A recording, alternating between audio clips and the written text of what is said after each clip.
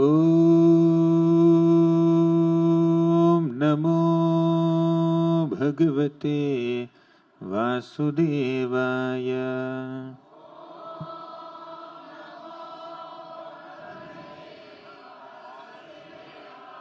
Om Namo Bhagavate Vasudevaya.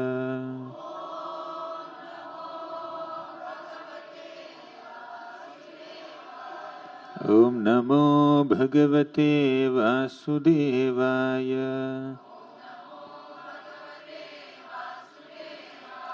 Om Ajnanathmirandhasya Gnananjanashalakaya Chakshurinmilitam Yena Tasmai Shri Gurave Namaha. Shri Chaitanya Manobhishtam Sthapitam Yena Bhutale Swayam Rupaha Kada Mahyam Dadati Swapadantikam. Vandeham Shri Guroh Shri Yutapadakamalam Shri Gurun Vaishnavamscha Shri Rupam Sagrajatam Sahagana Raghunathanvitam Tam Sajivam Sadvaitam Savadhutam Parijana Sahitam Krishna Chaitanya Devam Shri Radha Krishna Padan Sahagana Lalita Shri Vishakhanvitamscha. He Krishna Karuna Sindho Deenabandho Jagatpate Gopesha Gopika Kanta Radha Kanta Namostute. Tapta Kanchana Gaurangi Radhe Vrindavaneshwari Vrishabhanu Sute Devi Pranamami Haripriye.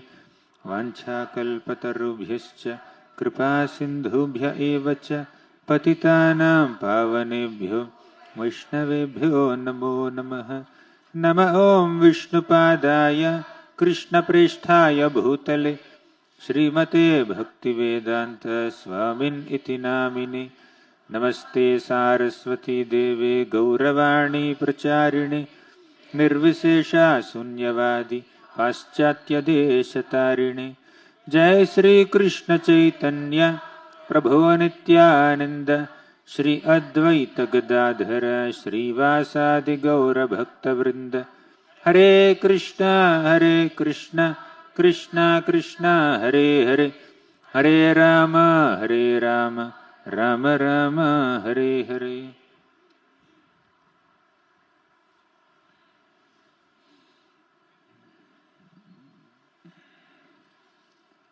Hare Krishna.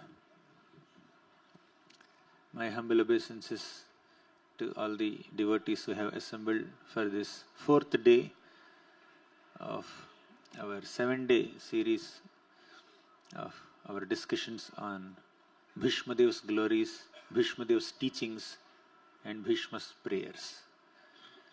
In the last 3 days, we discussed the background of this glorious meeting between the Pandavas and Bhishma, and we also discussed how Bhishma Dev welcomed all these wonderful guests who came to see him just before the time of his departure, and we also saw how Bhishma consoled the Pandavas. Aho kashtam aho anyayam yadyuyam dharmanandana Jivitam narhata klishtam vipra dharmachyutashrayah.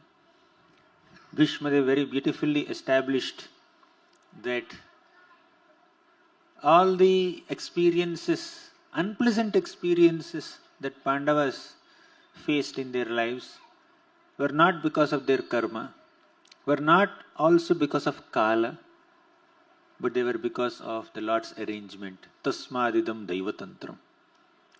First he said, Aho kashtam aho anyayam. You went through so many difficulties and injustices. Generally people undergo difficulties and injustices because of their karma, prarabdha karma.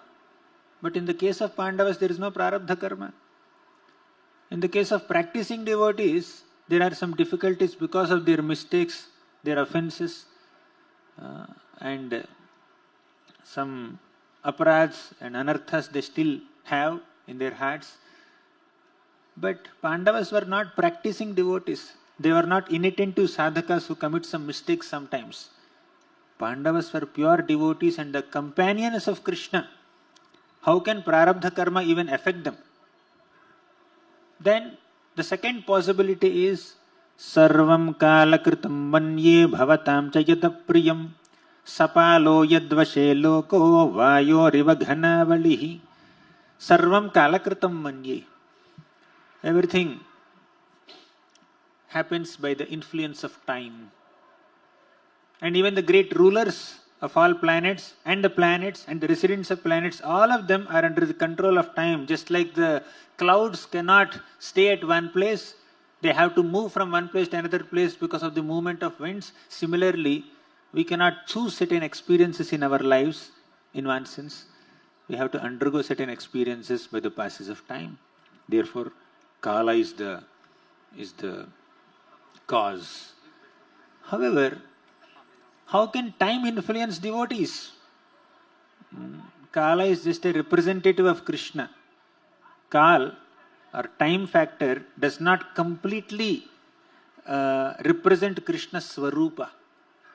Krishna in his original Swarupa as a cowherd boy in Vrindavan has unlimited powers, but time cannot have as many powers as Krishna's Swarupa has. Right? Time is just a small partial representative of Krishna and it has certain functioning. Especially in this material world, time functions in such a way that it deteriorates everything. Kalosmi loka kshayatkrit pravruddho. But Krishna is complete, absolute truth. Kala is a small representative of that Krishna, a small partial aspect of Krishna. Similarly, Super Soul is a small replica of Krishna. Krishna is complete. So what Kal can do, Krishna can effortlessly do. What Krishna can do, Kal cannot do. Right? So how can Kala influence the devotees? So all the unpleasant circumstances happening in the lives of devotees are not because of karma, not because of Kala, not because of grahas, graha doshas, planetary movements, and not because of their own svabhava. It's because of Krishna. It's because of Daiva. Krishna personally orchestrates all the incidents in the lives of devotees. Even in their sadhaka stage, what to speak of pure devotees. So, why Krishna arranges difficulties in the lives of devotees, we have seen. Last 2 days we have been discussing it. But who can become a devotee? Anybody can become a devotee. Yesterday we discussed Samoham sarva bhuteshu nabe dveshyosti na priyah ye bhajanti tu mam bhaktya maite teshu chapyaham. Krishna is equal to everybody. But if someone specifically worships Krishna, loves Krishna, Krishna gives special attention to such devotees. Krishna is specially inclined to those devotees. Right? Oh, Krishna is partial towards devotees and Krishna is quote unquote neutral or indifferent towards those who are not devotees. Is that the message? In one sense, yes. But in one sense, no also. Because although Krishna is in one sense partial to devotees, he doesn't stop anyone to become a devotee. Krishna says, I am equal to all, but I am specially inclined to my devotees. But if you want my special inclination towards you, you can also become devotee. I am welcoming you to become a devotee. Manmana bhavamad bhakta madhyaji mam namaskuru. So these are not teachings that Krishna is giving only to Arjuna. These are teachings that Krishna gives to everybody. Anybody can become devotee. So the conclusion is, Krishna is impartially partial to everybody because he gives entrance into his arena of partiality without any reservations. You want Krishna to be partial towards you? Yes, Krishna can be partial towards you if you become his devotee. What qualification do I need to become devotee? No qualification. Whatever may be your background, you become a devotee. I'll become partial to you. Akamaha sarva kamo va moksha kama udaradhihi tivrena bhakti yogena yajeta purusham param. Akama. You have no desires? Welcome. Bhakti yoga is for you. Sarva kama va. You have all kinds of desires? No problem. You can enter bhakti. Moksha kama, are you specifically desiring for liberation? Still, you can perform bhakti. So, no one is stopped from entering the process of bhakti. Anybody can perform bhakti. Even children can perform bhakti. Men, women, children, from any background they can perform bhakti. Bhakti doesn't expect any prerequisites. Prahalad Maharaj says, Manye dhana bhijana rupa tapashrito jahate jah prabhava bala paurusha buddhi yoga naradhanaya hi bhavanti parasya pumso bhaktya tutosha bhagavan gajayutha paya. Prahalad Maharaj says, Manye dhana means wealth, abhijana followers, rupa beautiful form, tapa austerity, shruta education, so many things. Prahalad Maharaj enumerates 12 qualifications. Dhana, Abhijana, Rupa, Tapa, Shruta, Oja, Teja, Prabhava, Bala, Paurusha, Buddhi, Yoga. 12 qualifications he enumerates. All these are neither qualifications nor disqualifications to become an object of Krishna's grace. So you can become dear to Krishna. Although you come from any unconventional background. Vyadhasya charanam dhruvasya chavayo vidya gajendrasya ka kubjaya kimu nama rupamadhikam kim tat sudam no dhanam vamshah ko vidurasya yadavapater ugrasya kim paurusham bhaktya tushyati kevalam na chagunaihi bhakti priyo madhava. Vyadhasya acharanam. There is a hunter named Vyadha. What acharan does he know? What etiquette does he know? Krishna is kind towards him. Dhruvasya chavayo. What is the age of Dhruva? Is age a qualification to attain Krishna's grace? No. Dhruva is a 5-year-old kid. But still, the Lord gave him darshan. So, your background, your etiquette, or your understanding of culture, good culture, your civilized background is not a qualification to attain Krishna's grace. Your age is not a qualification. Your education is a qualification? No. Vidya Gajendra Syaka. Vidya. Is Gajendra a Pandit? He is an elephant. Generally, elephant has a huge body, but some people say that elephants are dull-headed, although they have a huge body. Vidya Gajendra Syaka. Gajendra is not a Pandit, so Vidya is not a qualification to attain Krishna's grace. Kubjaya kimu nama rupa madhikam. Is physical beauty a qualification to attain Krishna's grace? Somebody who has a very beautiful body, they're handsome or beautiful or they're fair complexion, etc., etc. Can they become objects of Krishna's grace? Not necessary. Right? So, Kubja is a hunchback woman. But by offering sandalwood pulp to Krishna with sincere love and devotion, she got the grace of Krishna. Kubjaya kimu nama rupa madhikam kim tat sudam no dhanam. Is money a qualification to attain Krishna's grace? You want money? Krishna wants money? No, he's Lakshmipati. He doesn't need your money. Even poverty-stricken Sudama also can become an object of Krishna's grace, although he has nothing to offer him. It's popularly known that Sudama offered some 4 handfuls of flat rice to Krishna. But actually, Sudama did not have that also. Sudama's wife went to some neighboring houses and begged this poha and gave it to Sudama in a torn cloth, and Sudama offered that to Krishna. The flat rice that Sudama offered is also not his flat rice. Still, Krishna is so pleased. Krishna was so pleased with Sudama, he was thinking that Sudama offered me something beyond his capacity. So, to properly reciprocate with Sudama, I need to offer something to him beyond my capacity. Is there anything beyond Krishna's capacity? It was not beyond Krishna's capacity to go beyond his capacity to sufficiently reciprocate with Sudama's offering. Therefore, Krishna felt very ashamed. Oh, Sudama gave me something beyond his capacity, but I am unable to give him anything beyond my capacity, means I am unable to reciprocate sufficiently with him. So he secretly gave him some palace, which Sudama realized after he went home. Krishna did not reveal it, what he was about to offer him. So, the point here is that None of these qualifications can please the Lord.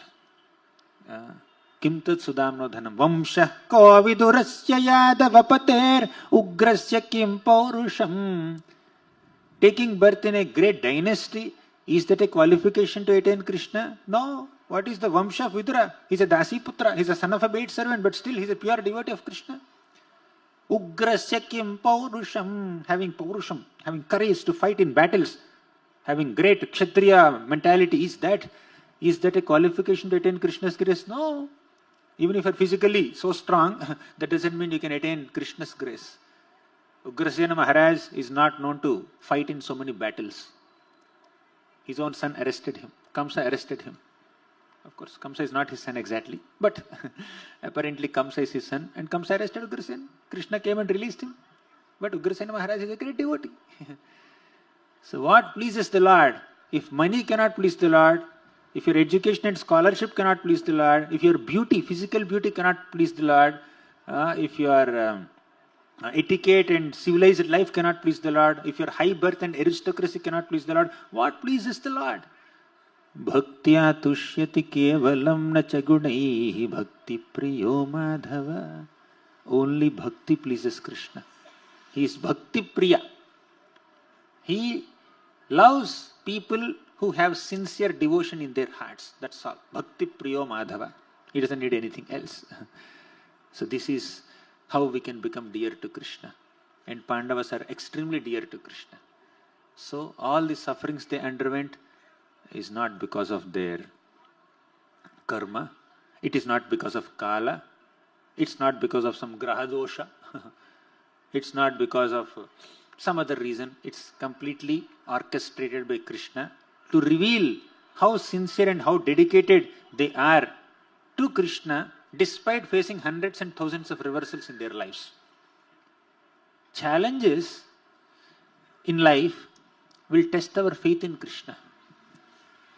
Calamities will shake our faith in Krishna. Is God there? But for a devotee, calamity is an opportunity to intensify one's remembrance of Krishna, to increase one's dependence on Krishna, to become more prayerful to Krishna. That's what calamity does in a devotee's life. We could see that example in the Pandavas' case, and Pandavas are so dear to Krishna. So, after explaining all these things to the Pandavas, Bhishma said, this personality standing here, Krishna, is not just your cousin, is not just your friend or advisor or a chariot driver. He is Sakshat Bhagavan.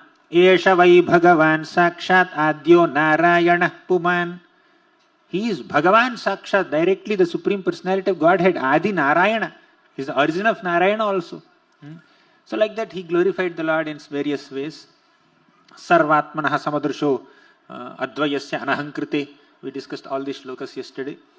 So one thing towards the end of this glorification, Bhishma Dev said very beautifully. He said, Bhaktya Veshya Mano Yasmin Vacha Yannama Kirtayan Tyajan Kalevaram Yogi Muchyate Kama Karma Bhi. Bhaktya Veshya Mano Yasmin, when you are immersed in bhakti, Bhakti Aveshya Mano Yasmin Vacha Yannama Kirtayan. If you engage your mind in devotion to Krishna, and if you engage your words in glorifying Krishna, then we will be relieved from kama and karma. And the Pandavas are constantly accustomed to dedicate their minds to Krishna, dedicate their words to glorify Krishna. Yan Nama Kirtan specifically, not a single canto of Srimad Bhagavatam is devoid of the glories of the holy name of Krishna. Name of Krishna is not different from Krishna. Every single canto, all the 12 cantos of Bhagavatam describe the glories of the holy name of Krishna. And in the first canto, here is one instance where Bhishma is glorifying the Namakirtan process. Right? Alam alam alam eka praninam patakanam nirasana vishayeya Krishna Krishneti vani yadi bhavati mukunde bhaktirananda sandra karatala kalita sa moksha samrajya lakshmi. Alam alam alam eka praninam patakanam. These pranis in this world can may do so many patakas, so many sinful activities. Nirasana Vishayeya Krishna Krishneti Vani. But if these sinful people chant the holy names of Krishna, Krishna, Krishna iti Vani, if they vibrate this sound, Krishna, Krishna, Krishna, Krishna, then Yadi Bhavati Mukunde Bhaktirananda Sandra, just by the utterance of these names, Krishna, Krishna, they will be immersed in an ocean of bhakti, ocean of bliss, spiritual bliss, right? Bhaktirananda Sandra. Bhakti gives you spiritual bliss, which is like a condensed ocean of bliss. So, and not only that, Karatala Kalita Sa Moksha Samrajya Lakshmi. And the opulence of the kingdom of liberation is there in your hands, like this. Means moksha will just happen so easily. Effortlessly you can attain liberation. And liberation is never the aspiration of a devotee, because they are immersed in ananda, condensed bliss of chanting the names of Krishna, selflessly serving Krishna. Right? So Bhishma Dev glorified Namakirtan here. Then Bhishma said, he expressed his gratitude. Tathapi ekanta bhakteshu pasya bhupanukampitam. Oh, Yudhishthira Maharaj, did you see how merciful my Lord Krishna is? Pasya bhupa anukampitam. I am ekanta bhakta, I am one-pointed devotee of the Lord, I am completely dedicated to the Lord. So just to show his anukampa, anugraha, just to show his compassion upon me, Krishna has come at the time of my death. When I am about to leave my body, Krishna has come here personally to give me his darshan. Kam vadayalum sharanam vrajema. Who else can be more merciful than Krishna? So with this, Bhishma speaks the next shloka. Very beautiful shloka. Very important shloka. You can project it somewhere in 24th shloka, I think. First canto, 9th chapter. He says, Sadeva Devo Bhagavan Pratikshatam. Sadeva Devo Bhagavan Pratikshatam. Kalevaram Yavadidam Hinomyaham. Kalevaram Yavadidam Hinomyaham. Prasanna Hasarunalochanollasan. Prasanna Hasarunalochanollasan. Mukhambujo Dhyanapatah Chaturbhujaham. Mukhambujo Dhyanapatah Chaturbhujaham.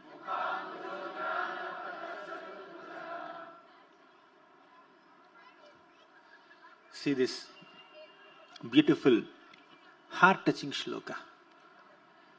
The most important lesson that this shloka is going to give us is that a devotee is completely dedicated to the service of Krishna even till his last breath. Even till the last moment of his life, a devotee is completely dedicated to Krishna's service. You know what Bhishma is saying here? Sa Deva Devo Bhagavan Pratikshatam. That Deva Deva, whom I have glorified in the last 6-7 verses, from 18th shloka till 23rd shloka, he has been glorifying Krishna, right? We have been discussing since yesterday. 18th shloka, he began glorifying Krishna, saying, Esha Vai Bhagavan Sakshat Adyo Narayana Puman. Until 23rd shloka, he was glorifying Krishna. Now in the 24th shloka, he says, Sa Deva Devo, that Deva Deva, that God of all gods, Krishna, let him wait. Bhagavan Pratikshatam, oh Bhagavan, wait for me. Why I have to wait for you? You have to wait. Because I waited for you a long time. I waited for you sleeping on this bed of arrows. You have to wait for me now. You may think, why Bhishma is saying like this? Because Bhishma is requesting Krishna to wait so that he does his last service to Krishna. He has been serving Krishna since decades and maybe few centuries in his life. But even in this last moment when he was about to depart from this material world, even then also he wanted to do this last service to Krishna And he wanted Krishna to wait till he completes that service. Sadeva Devo Bhagavan Pratikshatam Kalevaram Yavadidam Hinomyaham. This Kalevara I am going to leave. This body, with this body I have done so many things in life. I am going to leave this body, my dear Lord. So till the moment I leave this body, can you please wait there? He's begging the Lord. And he says, Prasanna hasa arunalochanollasan. Prasanna hasa. Prasanna means very pleasant. Hasa means his smile. Krishna's smile is so pleasant. Prasanna hasa arunalochana ullasan. His eyes are so reddish like that rising sun. Very beautiful, very sweet. Let my Lord wait with his pleasant smiles on his face, with his affectionate glances showering upon me. Let him wait. Mukhambujo dhyana patha chaturbhujaha. And I have another request. Let him show his mukhambuja, his beautiful face. Dhyana patha. I will meditate on him. Chaturbhujaha. Let him manifest a four-handed form. Different devotees love different forms of the Lord. Some devotees love the four-handed form of Krishna as Vishnu. Some devotees love the two-handed form of Krishna as Shyam Sundar. Sometimes devotees worship an eight-handed form of Vishnu. Sometimes devotees worship a 10-handed form of Vishnu.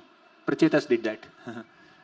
The Lord manifested in 10 hands in front of Prachetas. The Lord manifested in 8 hands in front of Daksha and many other people. The Lord can appear in Sahasrabahu also, in incarnation also. So, Bhishma Dev's favorite form is Narayana form. Therefore, he is requesting Krishna, Krishna, can you please wait for me in your Narayana form? Mukhambujo dhyanapataha chaturbhuja form. So now, coming back to the beginning of the shloka. Why did he say the first line? Sadeva Devo Bhagavan Pratikshatam. Oh Deva Deva, please do pratiksha for me, wait for me till I complete that service. What is that last service that Krishna expected from Bhishma? Yudhishthira Maharaj is confused, completely confused. That so many thousands of soldiers had to die just to enthrone him as the king of Hastinapur. He was feeling guilty, he was confused. So, Krishna wanted Bhishma to clear those confusions and prepare him and equip him with the necessary readiness to rule the kingdom of Hastinapur. Right? So Bhishma Dev dutifully did this service of counseling Yudhishthira Maharaj. Right? It's completed. From the 12th shloka till 17th shloka. 12, 13, 14, 15, 16, 17. In half dozen shlokas, Bhishma Dev nicely counseled Yudhishthira Maharaj, and Yudhishthira Maharaj is ready. He accepted. It is Lord's arrangement. It's Tasmadidam Daivatantram. The Lord has personally orchestrated this incident for me, so I will rule. He is ready. He agreed. But for him to rule, he needs some knowledge, isn't it? He needs some education. So Krishna expected Bhishma to give that education to our dear Yudhishthira Maharaj. Right? Let Yudhishthira Maharaj be well equipped with the knowledge of how to administer justice in the kingdom. Let him understand the principles of leadership and administration. Let him understand Raja Dharma. Raja Dharma means the duty of a king. Let him understand Stri Dharma, the duties of women. Let him understand Varana Dharma, the duties of different Varanas like Brahmanas, Kshatriyas, Vaishyas and Shudras. Let Bhishma enlighten Yudhishthira Maharaj about Ashrama Dharma, Brahmachari, Grihastha, Vanaprastha, Sannyasis. What are they supposed to do? How should our Yudhishthira Maharaj administer this Varnashrama Dharma in his kingdom? Let Bhishma give some inputs to him. Let Bhishma also educate Yudhishthira Maharaj in Bhagavata Dharma, the process of bhakti. Dana Dharma, the way, the right principles of giving charity to people. Right? So Dana Dharma, Raja Dharma, Stri Dharma, Varna Dharma, Ashrama Dharma, ultimately Bhagavata Dharma. So Bhishma had to give a seminar on all these topics while lying on the bed of arrows without a sound system. Right? So Bhishma had to do that. Krishna, you only engaged me in this service. Let me complete this service. Sometimes the Lord may give us some service and he will disappear from the scene. Don't be like that. You gave me service. I want to do this service. Please be here while I am doing this service. After completing this service of educating Yudhishthira Maharaj in different principles of leadership and rulership, I want to offer some heartfelt prayers to you. You please wait till that moment. He is requesting the Lord. Till the last breath, this devotee wants to serve the Lord. And Krishna wanted to show this example of dedicated, selfless, unflinching service. He wanted to show this example to the whole world through Bhishma Dev. Many people misunderstood Bhishma. Why did Bhishma fight on the side of Duryodhan? Why did Bhishma did not take any action when Draupadi was being disrobed? Why did Bhishma serve the throne of Hastinapur like a slave while he himself is such a powerful warrior? Why he had to stick to that vow that he has taken several generations before? When this generation is changing and then according to the changing times he has to adapt to the circumstances, Deshakala Vibhagavid, and do the needful to protect Dharma. Why did he witness so many things that are happening right in front of his eyes when he has the ability to rectify them? So many people have so many questions. They misunderstand Krishna, misunderstand Bhishma till this moment. People, those people who want to misunderstand, they will misunderstand Krishna also. They will misunderstand Ram also. They will misunderstand Bhishma also. What to do? That's what Kali Yuga people are. Many times. But even though the entire cosmic manifestation misunderstands us, Krishna will never misunderstand us. That's our hope. Whole world can misunderstand you. They may blame you, they may criticize you, they may demean you, they may discourage you, they may disappoint you, they may disrespect you, they may banish you, they may boycott you. But Krishna will never boycott us. Krishna will never misunderstand us. In the 10th canto of Srimad Bhagavatam, Kamsa, this cruel, tyrannic king Kamsa, sent his minister, loyal minister Akrura, to Vrindavan. For what purpose? For the purpose of bringing Krishna and Balaram out of Vrindavan to Mathura so that Kamsa can kill him. Kill Krishna, kill Balaram also. Right? So Kamsa had arranged a huge elephant named Kovalayapeda to kill Krishna and Balaram before even they enter into Kamsa's wrestling arena. And if they miss Kovalayapeda, Kamsa had arranged 5 mountain-like wrestlers, Chanura, Mushtika, Shala, Toshala, Kuta. And Kamsa thought, if all of them miss, I am there to kill Krishna and Balaram. He thought like that. And Akrura had to bring this so-called auspicious news of Dhanuryaga to Krishna and take Krishna out of Vrindavan. On the way to Vrindavan, Akrura was meditating. Oh, how fortunate am I? How fortunate am I to be able to see Krishna and Balaram in Vrindavan Dham today? I am so fortunate.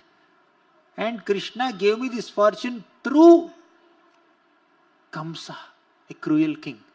How? He gives a very beautiful analogy. Sometimes an unfortunate person, an unlucky person may drown in a river.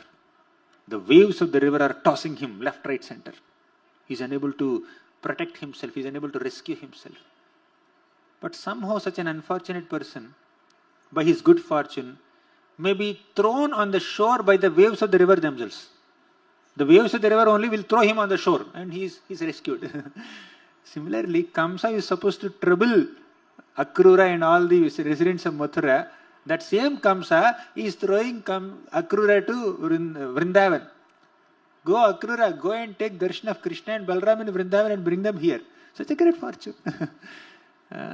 One who is supposed to separate Krishna and his devotees is facilitating for the devotees' union with Krishna. Can you just imagine Akrura's good fortune? So many things. I am not going into details of Akrura's contemplation on the way to Vrindavan, but the main point here is Akrura was thinking, although I am going to Vrindavan as a representative of Kamsa, Krishna will never misunderstand me. Krishna will not misunderstand me. Krishna will not think that I am on the side of Kamsa. Kamsa is the king. I am the minister of Kamsa. I came on his behalf. I came just to represent him and take this Krishna to Vrindavan, and Krishna might think that I am a villain because I am siding villain. No. Even if a devotee happens to take the side of a villain, devotee is not villain. Similarly, even if Bhishma is taking the side of Duryodhan, at heart he is always on the side of Pandavas. At heart he is always on the side of Krishna. And Bhishma is confident about it. Although I am fighting on the side of Duryodhan, Krishna will never misunderstand me. Even if the whole world misunderstands us, Krishna will never misunderstand us. How many times in your life have you faced a situation where you had good intentions, you did good deeds, but people misunderstood you? People blamed you, people criticized you, people misunderstood. Did you ever face that situation in life? People misunderstand you even though you are genuine. Every moment, my God. Okay. Did you ever face a situation where you have done a grave mistake? Nobody came to know about it. They are thinking that you are so great. Prabhu, we are so great. Huh? Now you raise your hand. So, the second situation was very comfortable, right? The first situation was very unpleasant, but second situation is very comfortable. Thank God, nobody came to know what nonsense I have done in the background. People are thinking that I am a great soul. They are saying, Prabhuji, aap ye hai, aap wo hai. Right? They are glorifying me. So, if we are eager to accept glorification, praise and appreciation, even if we don't deserve, why can't we be eager to accept criticism and misunderstanding, even if we don't deserve? Right? This is karma, that is also karma. Right? So somehow, the conditioned soul is always looking for comfort for one's own false ego. That's the problem with the conditioned soul. So Krishna will not misunderstand us, that will give us hope. Even though our good intentions are not recognized by people in this world, Krishna recognizes our good intentions. That should give us hope. But that should also give us an important caution note. Even though people in this world did not recognize my downside, did not recognize my faults and anarthas and malicious intentions and filthy desires in the heart, Krishna notices them. And he will give the necessary reaction also. So, Krishna being a super soul in our heart should give us a sense of hope also, should give us a caution note also. Even though people are not observing me, Krishna is observing me. He is observing my good intentions, he is observing my bad intentions also. But Bhishma never had any bad intentions. Even if he was apparently supporting people who have very malicious intentions, people who are extremely offensive towards pure devotees, still Bhishma is pure at heart. Bhishma is like a lotus. Although the lotus is staying in the dirt, the lotus is never contaminated by the dirt. Bhishma is like lotus leaf. Although lotus leaf stays in the water, lotus leaf is waterproof. Bhishma is like that.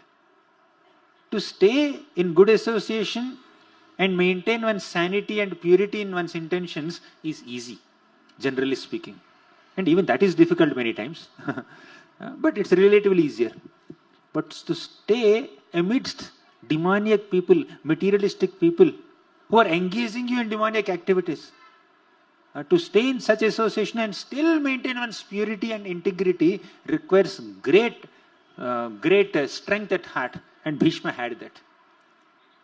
Bhishma is constantly acting as an instrument in the will of spiritually Krishna, but acting as an instrument in the will of Duryodhan, Dhritarashtra. Still, while acting as an instrument in the will of Duryodhan and Dhritarashtra, Bhishma is ultimately acting as an instrument in the will of Krishna. Right? Please understand this glory, this aspect of Bhishma's glory. In the 11th chapter of Bhagavad Gita, Krishna told Arjuna, he said, Tasmat tvamuttishta yasho labhasva jitva shatrun bhungshva rajyam samruddham mayaivaite nihataha purvameva nimitta matram bhavasavya sachin. You know this shloka? Please recite. Tasmat tvamuttishta yasho labhasva Tasmat tvamuttishta yasho labhasva jitva shatrun bhungshva rajyam samruddham mayaivaite nihataha purvameva nimitta matram bhavasavya sachin. Recite once again. My water break is your shloka recitation time.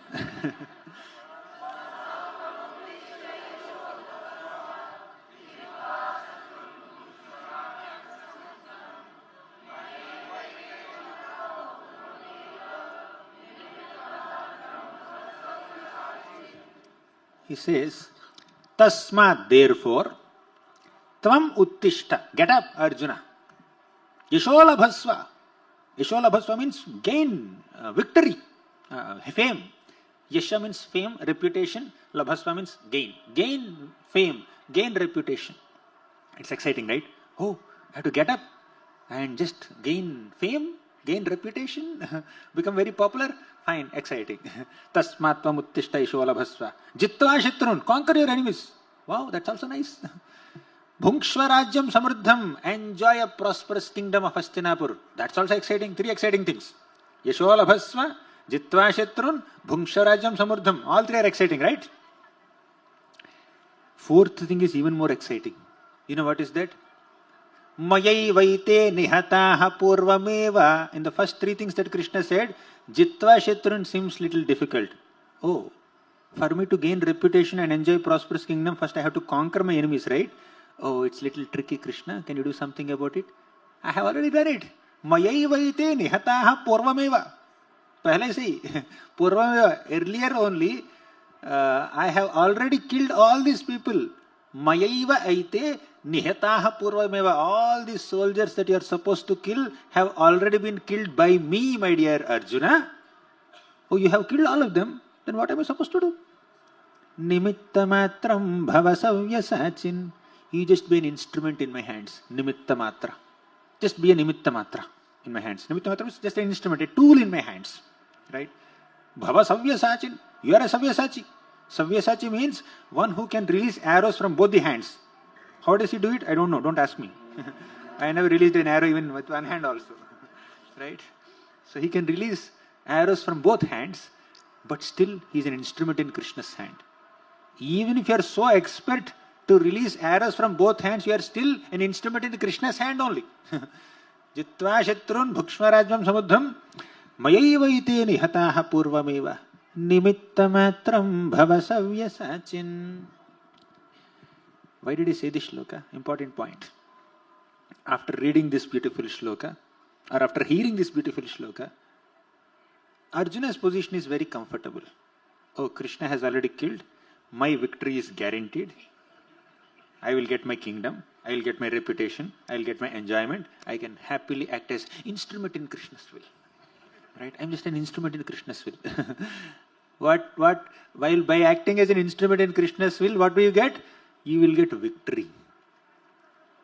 Right? When you know that, you will get enjoyment and victory and reputation. Acting as an instrument in Krishna's will is easy. But if you know that you will be defeated, you will be defamed, you will be misunderstood for the rest of eternity, probably, then also will you be able to act as instrument in Krishna's will? Please tell me. Is it easy to act as an instrument in Krishna's will, knowing that you will fail? Knowing that you will be misunderstood by people for all time to come? Knowing that you will be defeated by a younger warrior, by your grandson? Knowing that you will be lying on this bed of arrows like this? Bhishma acted as an instrument in Krishna's will. Bhishma is also nimitta matram. He is better than Savyasachi, Arjuna. He acted as nimitta matram, but Bhishma's acting as a nimitta matram in Krishna's hands is much, much superior to Arjuna's acting as a nimitta matram in Krishna's hands. That is Bhishma's glory. Now, Krishna also, because to act as an instrument in Krishna's will, knowing that you will fail, knowing that you will be defeated, knowing that you will be defamed is much difficult compared to a situation where you act as an instrument in Krishna's will, knowing that you will gain enjoyment and victory. Krishna gave more mercy to Bhishma than he gave to Arjuna. Right? On the battlefield of Kurukshetra, Krishna is acting as a chariot driver of Arjuna. And Arjuna is regularly fighting with Bhishma. And Bhishma is getting the darshan of Krishna's face, and Arjuna is getting the darshan of Krishna's back. Of course, Krishna is spiritual. Whether you see him from back or front or top or bottom, Krishna is Krishna. Right? In that way, Krishna is merciful to both of them. But Krishna is extra merciful to Bhishma, no doubt. Right? So, because Bhishma is getting to see the beautiful face of Parthasarathi Krishna, and in some time we are going to start Bhishma Stuti, where Bhishma is repeatedly glorifying that Parthasarathi form of Krishna. Right? Krishna is more merciful to Bhishma on the battlefield of Kurukshetra than even Arjuna. Krishna is on the side of Arjuna, but Krishna is giving more mercy to Bhishma. What's happening on the battlefield here? Whom you think as villain is not villain, he's a hero.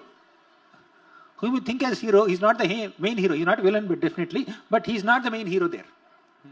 Whom you think got more mercy, and whom you think got very less mercy or no mercy, he is actually getting a lot of mercy. This is what Bhagavatam is. In the battle between Indra and Vritrasur, who won? Indra won and Vritrasur lost. But Indra got what? Svargalok. And Vritrasur got Vaikunthalok. Now, who is winner here? Who is winner? Who is loser? Right? So, we need to understand the deeper perspectives of Srimad Bhagavatam from Bhaktivedanta purports. If you just read Bhagavatam shlokas, you will understand it to some degree. But if you read the same shlokas along with the explanations of Srila Prabhupada, you will get much deeper perspectives of these shlokas. So that's why understanding Srimad Bhagavatam without the explanations of great acharyas like Srila Prabhupada, Vishnu Chakravarti Thakur and many other glorious acharyas, we may not get the full understanding of Srimad Bhagavatam. So coming back to Bhishma's case, Bhishma is waiting. Bhishma is expecting Krishna to wait. My dear Krishna, please wait till I complete this service. I want to complete this service. You have given me this last service of giving a lecture to Yudhishthira Maharaj. And who is the audience in this lecture? The audience are Parashuram, Vyasadeva, Sukadeva Goswami, Krishna himself, then Dhaumya, Vishwamitra, then Narada Muni, Vasishtha, Gautama Rishi, along with so many disciples. So in front of so many people, this person who is about to die is giving a profound lecture on Dana Dharma, Stri Dharma, Bhagavata Dharma and all these dharmas, Varna Dharma, Ashrama Dharma. Generally, when somebody is about to die, when somebody is in a very weak, physical, fragile condition, it's very difficult for them to think properly and then give proper explanations to very technical topics. To give a lecture is very difficult. The first day when I came here, my throat was completely exhausted. It was too difficult for me. We are ordinary human beings. But Bhishma, in what condition is he giving this lecture? And who are his audience? If you are asked to give a lecture in front of Krishna, in front of Vyasadeva, in front of Sukadeva Goswami, we will feel nervous. Hands will sweat. Even though it's windy, hands will sweat. We'll become nervous. But Bhishma is just giving. Krishna wanted to prove that although the whole world misunderstood Bhishma throughout his life, at the end of his life, before he departs, let me establish his glory. Let these universal celebrities hear his class. Let all of them understand how glorious Bhishma is. To convince Yudhishthira Maharaj, who is Dharma personified, is not so easy. It's not that Bhishma is giving a class or taking a counseling meeting or mentor-mentee meeting for few people who just began chanting Hare Krishna. Prabhu, I am getting sleep during chanting. What can I do? These are not the questions that he is answering. Bhishma is speaking very profound topics, very serious topics. He's not like an IYF boy or a new Bhakti member who just chanted 2 rounds or 4 rounds. So Yudhishthira Maharaj is Dharma personified. He is the son of Dharmaraj. He is well versed with all scriptures.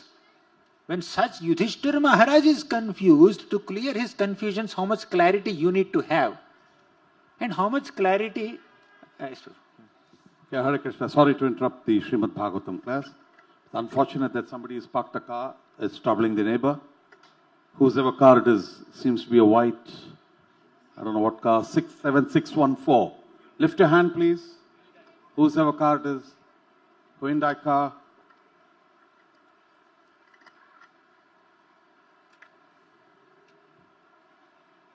White color, Hyundai car, 67614, Dubai registration.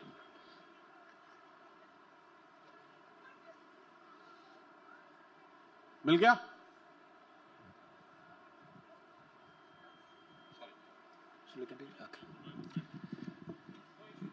Bhishma had clear thought process.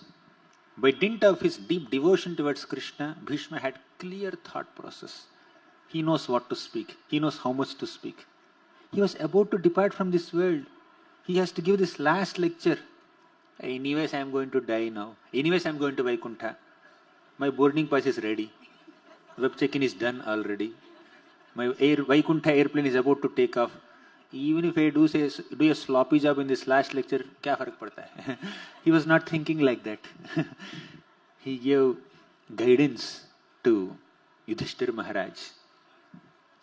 And based on the guidance given by Bhishma, Yudhishthira Maharaj is administering kingdom. Here is an emperor, Chakravarti, who needs guidelines, a set of protocols and policies and do's and don'ts and rules and regulations, prescriptions and prohibitions. All of them are being jotted on SOP. The manual to run the kingdom is being made on this bed of arrows, on the battlefield. And Bhishma is giving very profound teachings. In this context, let me remember one glorious personality, one great devotee, who is also giving such wonderful, deep explanations while lying on deathbed, while about to depart from this world.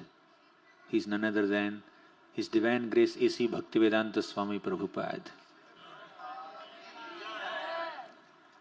Have you seen that photo, that picture where Jayadvat Maharaj and many other devotees were there? They were holding a dictaphone and Prabhupada was lying on bed, very thin. He is giving explanations. He is giving purports to Srimad Bhagavatam, 10th canto. In Govardhaniko village, on the Garbhagriha of Radha Vrindavan Bihari temple, we carved this picture.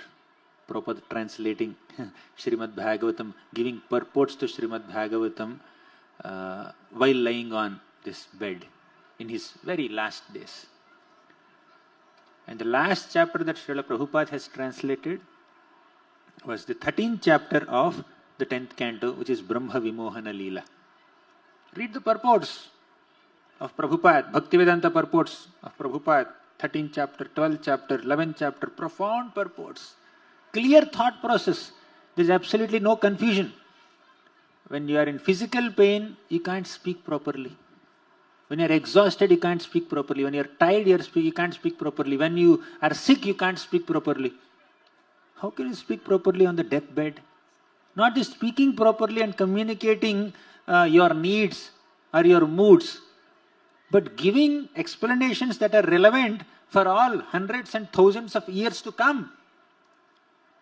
That requires great devotional depth.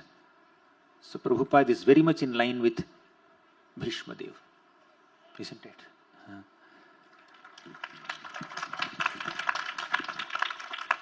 In this context, I remember another shloka. First canto, 18th chapter, 4th sloka. Sutta Goswami says, Na uttama shloka vartanam jushatam tat kathamritam syat sambhramonta kalepi smaratam tat padambujam. Na uttama shloka vartanam. Recite please. It's there on the screen. Nottama shloka vartanam jushatam tat kathamritam syat sambhramonta kalepi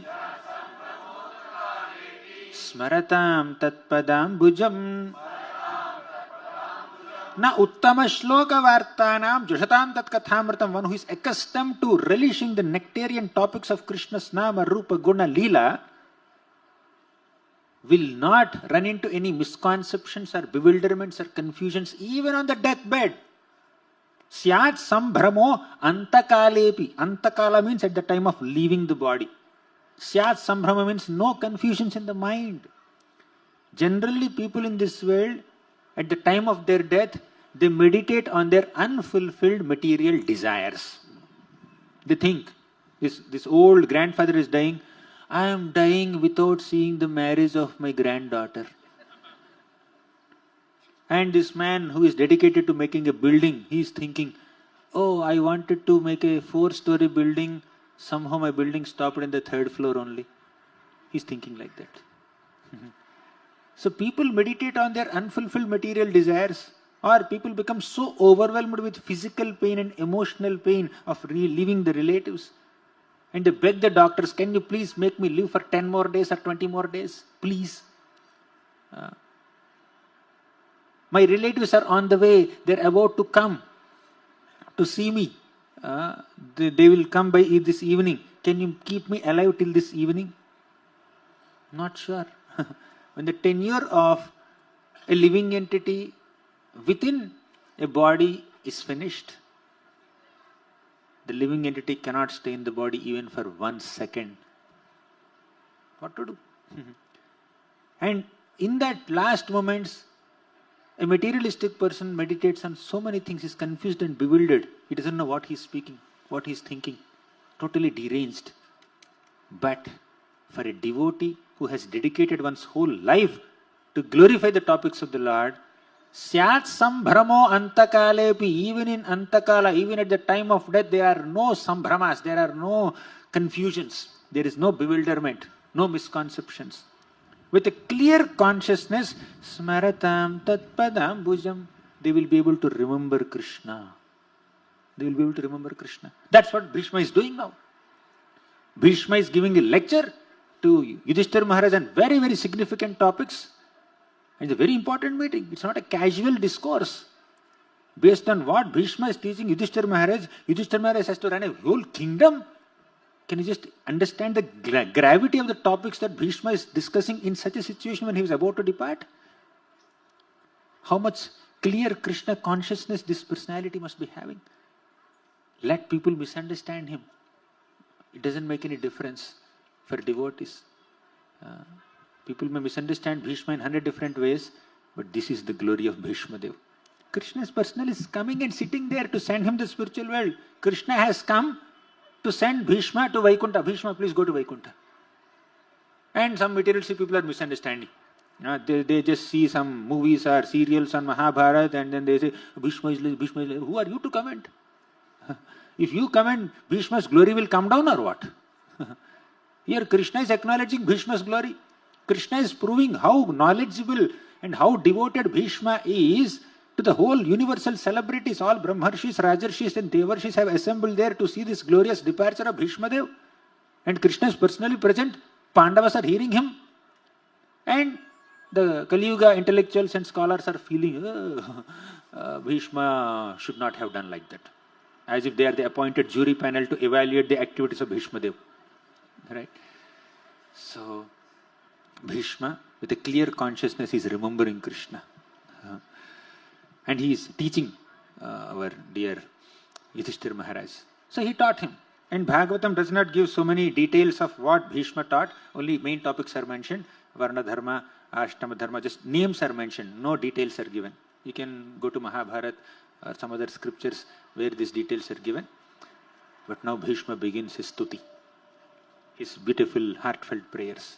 After giving some dharmic teachings to Yudhishthira Maharaj, Bhishma is absorbed in his parodharma. What is the parodharma of a living being? Savai pumsam parodharmo yato bhaktiradhokshaje ahaituki apratihata yayatma suprasidati. Savai pumsam parodharma, the supreme duty, the supreme dharma of every single living being is bhakti unto Lord Adhokshaja. And that bhakti has to be performed without any material motivations and without any interruptions. Ahaituki, without any personal agendas, without any selfish intentions, without any personal desires. Apratihata, without any interruptions or irregularities or inconsistencies, bhakti has to be performed continuously. Yesterday we saw Saveda dhatuh padavim parasya durantavirya sarathanga panehi yoma yaya santatayana vritya bhajeta tatpada saroja gandham. You remember that shloka yesterday we discussed? So, yo amayaya, without any reservations. Santataya, without any breaks. Anuvritya, with a favorable intention, we have to serve Krishna. That's our eternal dharma. Bhajeta tatpada saroja gandham. And Bhishma is focusing on his parodharma of complete unflinching devotion towards Krishna. Right? So in this mode, Bhishma is singing these beautiful prayers. Please recite the first prayer. Bhishma is saying, Itimati rupakalpita vitreshna Bhagavati satvata pungave vibhumni.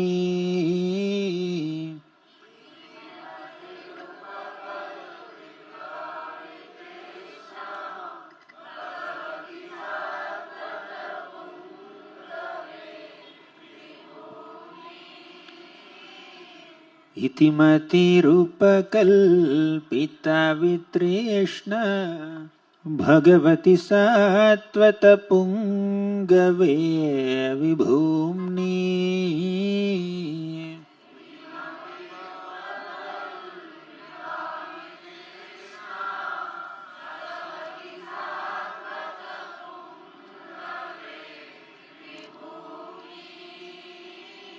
Swasukhamupagate kvachidvihartum Prakritim peyushiyad bhava pravaha.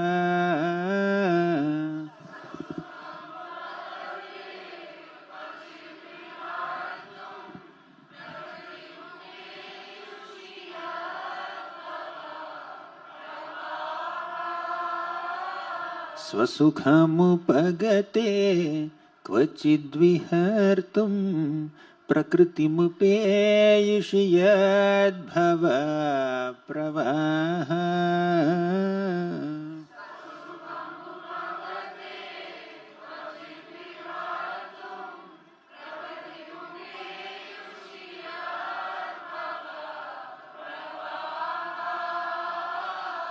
Tribhuvana kamanam tamalavarnam Ravikara-gauravarambaram dadhane.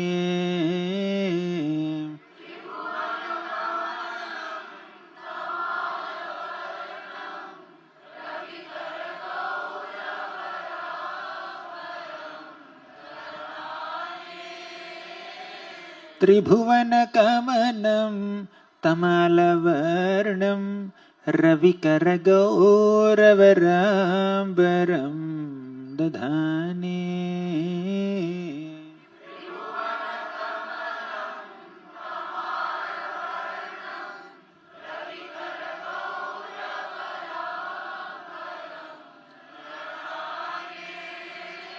Vapuralakakula vratananabjam Vijaya sakheratirastu me navadya.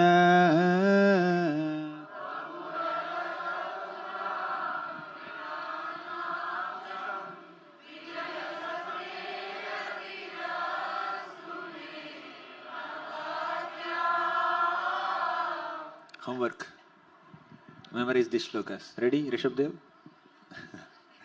I'll ask So, in the first shloka, Bhishma is saying, Iti matirupakallpita vitrishna. Iti matir upakalpita vitrishna. Bhagavati satvata pungave vibhumni. The meaning of this couple of lines is that let my mind withdraw from all kinds of topics in this world and focus only on Krishna. Vitrishna. Trishna means hankering towards sense enjoyment or some materialistic topics. Kukatha matighnihi. By hearing bad topics and materialistic topics and topics related to sense enjoyment, mind gets corrupted. Kukatha matighnihi. Let me not hanker to immerse my mind in any non-devotional topics. Itimati rupakalpita vitrishna. Bhagavati satvata pungave vibhumni. Let me focus on that Bhagavan Krishna. Let my thinking, feeling and willing be completely invested only in the thoughts of Krishna and nothing else. Let me do like this. Ananyas chintayanto mam yajanaha paryupasate tesham nitya abhiyuktanam yogakshemam vahamyaham. Let me, Ananya means without any distractions or deviations in the mind, let me completely focus on the Lord. Let me withdraw my mind from all kinds of bad topics and focus only on Krishna. This is the aspiration of a pure devotee. Complete focus on Krishna. Nothing else. So, the mind has a tendency to meditate on all the sensual impressions that the mind has been accumulating since lifetimes.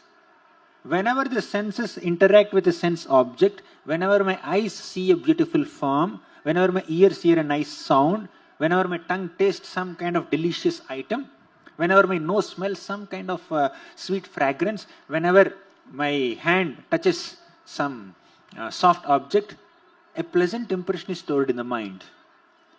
And whenever my eyes see some ghastly form, whenever my ears hear some irritating sound, whenever my nose smells some foul smell, whenever my tongue tastes something really terrible, not edible, whenever my hand touches something very rough or very unpleasant, a negative impression is stored in the mind.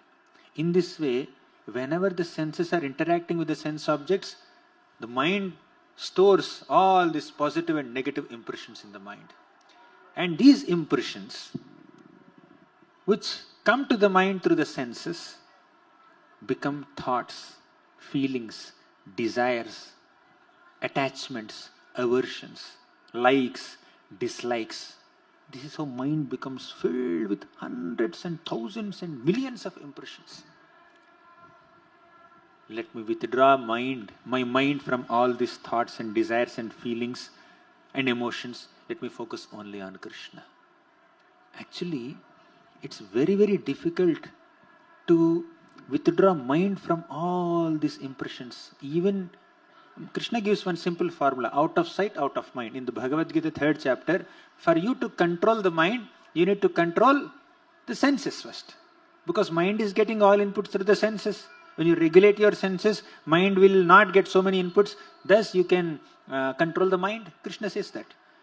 Although you are able to control yourself from sensual impressions, we also need to control the mind from within. Although you have closed your eyes or closed your ears or closed your mouth or basically regulated your senses, there are so many previous impressions in the mind. They will keep bothering us. We are disturbed by distractions externally and desires internally. Internally, we are disturbed by our own desires. Externally, we are disturbed by the distractions around. Say you have managed to control your senses and thus you protected yourself from the distractions, external distractions. But what happens to the internal desires? So there is some difficulty to control the mind, even if you restrict your senses also. By restricting your senses, you are not taking new inputs to the mind. But what about the already accumulated inputs? that the mind has accumulated because of previous sense impressions and sense impressions from previous lifetimes. Very difficult. Only replacing all those impressions with the devotional impressions will help us. So, our Kulashekar Alvar says, Jihve kirtaya keshavam muraripum cheto bhaja sridharam pani dvandva samarchaya chuta katha shrotradvayatvam shrudum Krishnam lokaya lochanadvaya harer gacchangri yugmalayam jighra ghrana mukunda pada tulasim murdhanna madhokshajam. Jihve kirtaya keshavam. With your tongue, please glorify Lord Keshava.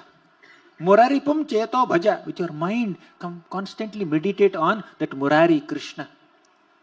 Cheto bhaja sridharam pani dvandva samarchaya. With your two hands, to try to do archan, try to worship that Sridhara Krishna. Pani dvandva samarchaya achyuta katha shrotradvayatvam shrinu. Engage your two ears, not in hearing gossip, not in hearing some mundane subjects, in hearing achyuta katha. Shrotradvayatvam shrinu. Krishnam lokaya lochanadvaya harer. Engage your eyes in seeing the beautiful form of Krishna. Gacchangri yugmalayam. Engage your 2 feet in going to the temple of Krishna. Jighra ghrana mukunda pada tulasim murdhanna madhokshajam. With your nose, try to smell the tulasi leaves offered to the lotus feet of Krishna. That is the power of, what is the power of smelling tulsi leaves offered to the lotus feet of Krishna? It can transform impersonalists into personalists. It can transform those who are attached to the formless Brahman, Brahmajyoti, and it can make them fans of the beautiful divine form of Krishna. Right? That's what happened to the 4 Kumaras in the 3rd canto of Bhagavata. Tasyara vindanayanasya padaravinda Kinjalkam mishra tulasi makaranda vayuhu Antargatah svavivarena chakara tesham Sankshobhamaksharajusham apichitta tanvoho Tasya aravindanayanasyya padaravinda. Aravindanayana is the lotus-eyed Lord Krishna. Padaravinda means his lotus feet. So, when the fragrance of tulsi leaves offered to Krishna's lotus feet mixed with the natural fragrance of the Lord's body, entered the nostrils of the 4 Kumaras, there is a transformation in their mind, there is a transformation in their hearts. They have become pure devotees. Therefore, Jighra ghrana mukunda pada tulasi murdhanna madhokshajam. Bow down in front of the Lord. Murdhannama. Bend your head low, become humble and offer obeisances to Krishna. Yat Krishna pranipata dhuli dhavalam tadvarshma tadvaishira te netre tamasodhite suruchire yabhyam harir drishyati sa buddhir vimalendu shankha dhavala yamadhavadhyayini sa jihvamrita varshini pratipadam yastauti narayanam. Yat Krishna pranipata dhuli dhavalam. When you offer obeisances to Krishna, by the touch of Krishna's dust, by the touch of the dust at Krishna's lotus feet, if your head becomes whitish, that's the real head. The other heads, even if they are decorated by big crowns, golden crowns, bedecked with all kinds of costly gems, that's not the real head. The real head is that which becomes whitish with the dust at the lotus feet of Krishna when the devotee bows down. Yat Krishna pranipata dhuli dhavalam tadvarshma tadvaishira te netre tamasodhite suruchire yabhyam harir drishyate. Those eyes that see the effulgent beautiful form of Krishna, they are the real eyes. The real head is that which bows down in front of Krishna. The real eyes are that which sees the beautiful form of Krishna. Have you seen Krishna? Krishna's deity here? You have real eyes. Right? Next. Sa buddhir vimalendu shankha dhavala ya madhavadhyayini. That buddhi which has become completely purified by meditating on the pastimes of Lord Madhava, meditating on the Nama Rupa Guna Leela of Madhava, that's the real buddhi. Vimalendu shankha dhavala. Dhavala means white. Vimala means contaminationless, spotless. So the moon has some spots. Imagine a spotless moon, how whitish it is. Or you take this shankha, conch shell, it's so pure white. So the buddhi that meditates on Lord Madhava's pastimes, Nama Rupa Gunalila, is like that whitish conch shell or spotless moon. Sa jihvamrita varshini pratipadam ya stauti narayanam. That jihva, jihva means tongue. That tongue that is constantly showering the nectar of Krishna's glories is the real tongue. Real tongue is not the tongue that is eloquently speaking prajalpa. Real tongue is not the tongue that is eloquently speaking gossip and criticism of other Vaishnavas. Vaishnava Ninda. That's not the tongue. However expertly you may criticize other Vaishnavas, however expertly we may find faults by utilizing our tongue and mind, that never impresses any spiritually inclined devotees. So, here Bhishma Dev is saying, let my mind be withdrawn from all these kinds of external distractions. Mind is already bombarded with hundreds and thousands of material impressions that the mind is gathering through the senses. Let my senses and the mind be completely withdrawn from all these material topics and focus only on Krishna. With Trishna. When you have Trishna, you cannot get Krishna. Trishna means hankering for sense enjoyment. Absorption in materialistic thoughts. That is Trishna. If you have that Trishna, we cannot get Krishna. Therefore, our Bhishma is saying, Vitrishna. Iti mati rupa kalpita vitrishna bhagavati satvata pungave vibhumni. Bhagavati satvata pungava. That Bhagavan is satvata pungava. Is the best of all sattvatas. Is the shelter of all essence-seeking devotees. Let my mind focus on that Lord, no one else. This is what Bhishma is saying.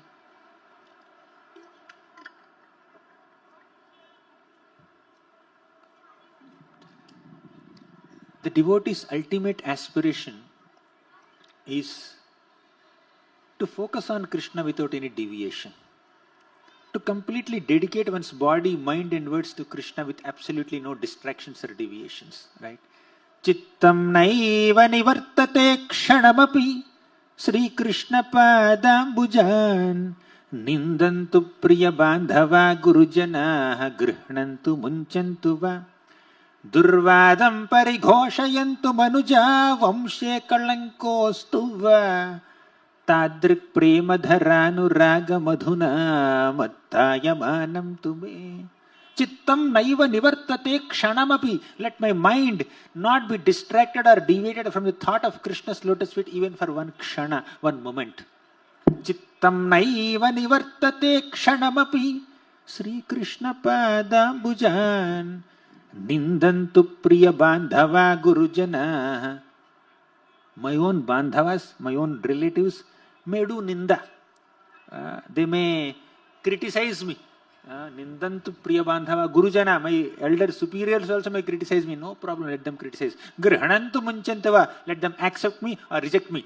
I don't mind. Durvadam prati parighoshayantu manuja vamshe kalankostuva. Let there be gossip spread about me. Durvadam parighoshayantu manuja. Vamshe kalankostava. Let people say that I am bringing bad reputation to our Vamsha, our great dynasty. Let them think like that. It doesn't make any difference. Why? It doesn't make any difference although a devotee is facing so much of criticism for practicing bhakti. Because Tadrik prema dharanu raga madhuna mattayamanam tume. Because a devotee constantly experiences the love of Krishna. Prema dharanuraga madhuna. The nectarian love of Krishna nourishes a devotee. The devotee transcends all criticism or fault finding or ninda done by the materialistic people. Right? Tadrik prema dharanuraga madhuna mattaya manam tumi. Mattaya, the devotee becomes intoxicated by the nectarian glories of Krishna's nama, rupa, guna, lila. So when we have that absorption in Hari Katha, absorption in Hari Bhakti, Krishna Bhakti, then we will not get distracted by anything else. And that's the aspiration of Bhishma here. Itimati rupakalpita vitrishna. Let my mind not run behind any other topics. Actually, Bhishma did not have so many distractions. But so far, Bhishma is engaged in politics, warfare, and he spoke on so many subject matters. Dharma and adharma on a general conventional plane, that also he had to speak. Now, let me keep aside all these samanya dharmas or sadharana dharmas or temporary dharmas or even chala dharmas or politics or rajniti, etc. Let me keep aside all this stuff. Only Krishna, nothing else. Vidura is saying, Tadasya kausarava sharmadatur hareh kathameva katha susaram udhrutya pushpebhya ivarta bandho shivaya naha kirtayatirtha kirte. When Vidura met Maitreyi, you know what he said? Oh Lord, hareh kathameva katha susaram. There are hundreds and thousands of kathas, topics in this world, but Hari Katha is the saram, is the essence of all topics. Hare kathameva katha susaram. Please speak only Hari Katha, no other Katha. Maitreyi is saying. Similarly, our Bhishma is saying, Vitrishna, let me not run behind any other topics at this moment. This is like a moment of full absorption in Krishna, nothing else. This is how we need to leave the body. Bhishma taught us the art of living as an instrument in Krishna's hands. And Bhishma also taught us the art of leaving by completely absorbing oneself in Krishna's thoughts. Now, Bhishma says, Vitrishna. There's a beautiful shloka in the 10th canto of Bhagavatam. Parikshit Maharaj says, Nivritta tarshair upagiyamana bhavaushadhat shrotra manobhiramat ka uttama shloka gunanuvadat puman virajyeta vina pashughanat. Nivritta tarshair upagiyamana. Only one who is devoid of any material trishnas, material tarshas, material desires, only such people can focus on Krishna's nama, rupa, guna, lila. We need to be done with all these material desires. So, let's go to the second half of the shloka. What's the time now? Okay, I'll complete the shloka and conclude. So he says, Itimati rupakalpita vitrishna bhagavati satvata pungave vibhumni swasukhamupagate kvachid vihartum. Swasukhamupagate. Although the Lord is completely absorbed in his own sukham in the spiritual world, swasukhamupagate kvachid vihartum. Kvachid means kabhi kabhi, sometimes. Vihartum. He comes for vihar. To where? To this material world. So although he's swasukham, in his own spiritual pleasure, he's enjoying in the spiritual world, sometimes he descends in this material world also, vihartum. Prakriti mupe yushiyad bhava pravaha. Out of his causeless mercy, out of his deep compassion on conditioned souls who are rotting in the material existence, the Lord comes into this bhava pravaha. Bhava means material existence, pravaha means flow. Why is it called pravaha? There's a flow of material modes. Bhava pravaha. Sometimes he comes into this bhava pravaha also out of his mercy, and he gives his darshan, he gives his teachings to all of us. So this is how the Lord blesses even the people in this material world. Let me meditate on that Lord and his compassionate spirit. This is Bhishma's first prayer, first stuti. So, darshan has two meanings. One, a devotional sight. Two, a philosophical insight. Devotional sight means you are seeing the beautiful form of the Lord, that is one darshan. Philosophical insight means, see, below the form of Krishna, there is philosophy in the form of Bhagavatam. By reading Srimad Bhagavatam, you will get a lot of philosophical insights. This is also darshan. You take the darshan of Krishna's form and you understand the tattva of Krishna, that is another darshan. So Bhishma is now taking the darshan of Krishna. He is focusing completely on the Lord's form only. Next shloka is about the darshan of Krishna. Tribhuvana kamanam. Tribhuvana kamanam tamalavarnam. So we'll discuss it tomorrow. So he is taking darshan, but he also spoke a lot of tattva till now. And he is going to speak tattva in the rest of the stuti also.